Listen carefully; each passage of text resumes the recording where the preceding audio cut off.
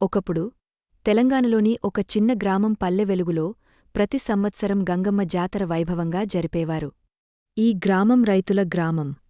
గ్రామంలోని అందరూ గంగమ్మను గ్రామ దేవతగా భావించి ఆమెకు నైవేద్యాలు సమర్పించేవారు.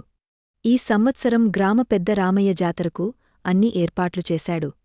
కాని ఆకాలం వర్షాలు పడక రైతుల భయాందోళనలో ఉన్నారు. అందరూ గంగమ్మ మల్లన్న గుడిలో చేరి, అమ్మా, మాకు వర్షాలు కురిపించి పంటలు పండించండి అని ప్రార్థించారు. ఆ రాత్రి రామయ్యకంట కలలో గంగమ్మ తల్లి ప్రత్యక్షమాయ్, మీరు ధైర్యంగా ఉండండి, సంయమనం పాటించండి, నేను మిమ్మల్ని రక్షిస్తాను అని చెప్పింది. వేకువజామునే ఉరుములు మిన్నలు శబ్దించి గాలి విరుచుకుపడింది.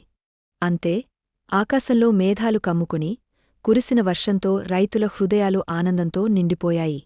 జాతర రోజు గ్రామ ప్రజలు మేళాలు, గొబ్బెమ్మలు, కోలాటాలతో పండుగను ఘనంగా జరుపుకున్నారు. పిల్లలు, పెద్దలు అందరూ పంచామృతంతో గంగమ్మను పూజించి తమ కృతజ్ఞతలు తెలుపుకున్నారు. ఆస్తికత, కృషి, భక్తి ఉంటే అన్ని సమస్యలు పరిష్కరించుకోవచ్చు. మన సంస్కృతిని గౌరవించడం గొప్ప ఆనందాన్ని తెస్తుంది.